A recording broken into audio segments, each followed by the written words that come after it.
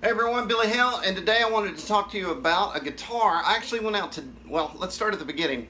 When I moved to LA in the 1990s, I found this guitar in the closet of the place I moved into. And actually that place belonged to some people that I went to college with, and they were gone, went back to Texas.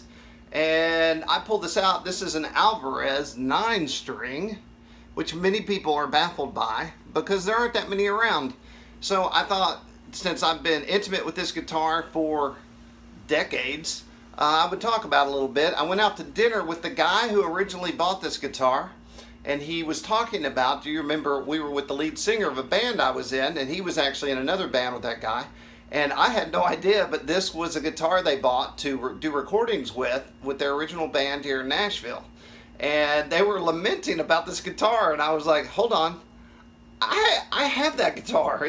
And we were about to come back to my where we're at right now, and I said we're going to go look at it in just a second. So one of them painted the top of this with black latex house paint, you know, highly customized, and then he scratched all these etchings into the top.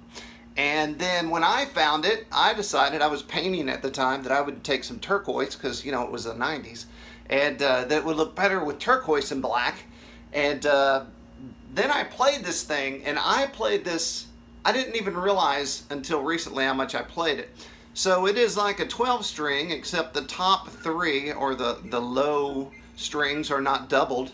And many people predicted that this would make the neck warp, or it would pull up on the body in a strange way. I can tell you that I've abused this guitar. It's been all over the world, all over the country, in deserts, Joshua Tree. It's been wet, it's been cold, it's been hot. Anything you do to this guitar. It's running around in a Jeep without a case, with a seat belt on it in the passenger seat. I have a picture of that somewhere.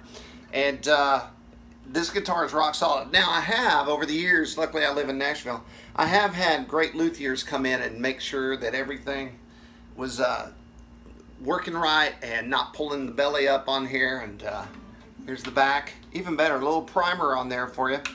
So anyway, you can still find these, and that was a discussion last night. Let's see, I do not think I'm in tune. I'm a little out of tune, but there was a discussion on, I've never seen another one. They're actually out there. If you want a 9-string, you can go out and find one, and I don't think they're very expensive. But what I have to say, as a guy who's played this in many guitars, is that the neck on this is awesome. And for some reason,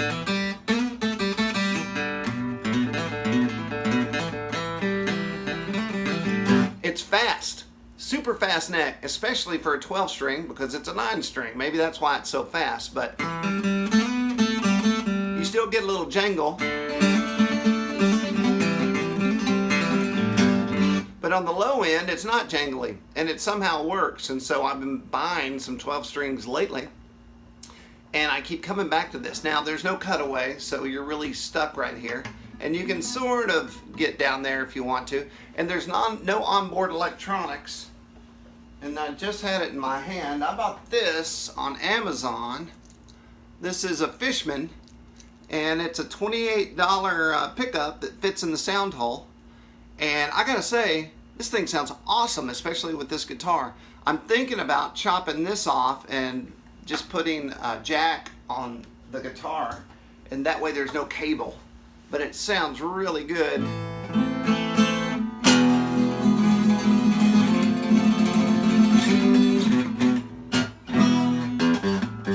And so anyway, it just does a lot of stuff.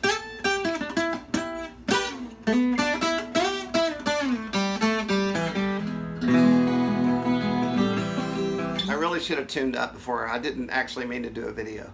So all I'm saying here is the Alvarez 9-string is a hidden gem of guitars, with a great neck, super reliable, and you can make yours look like this. All it takes is a little peyote and about an hour's worth of time, and you need to be in your 20s, and it needs to be around 1990 something. And you can have that too. But I beat the living tar out of this thing, and it's still rocking and rolling. And if I'm cool, I'll go find some links and point you in directions of where you might find this. And that's all. Goodbye. Have a great Saturday. I'm Jim T. Graham, Billy Hale, BillyHale.com.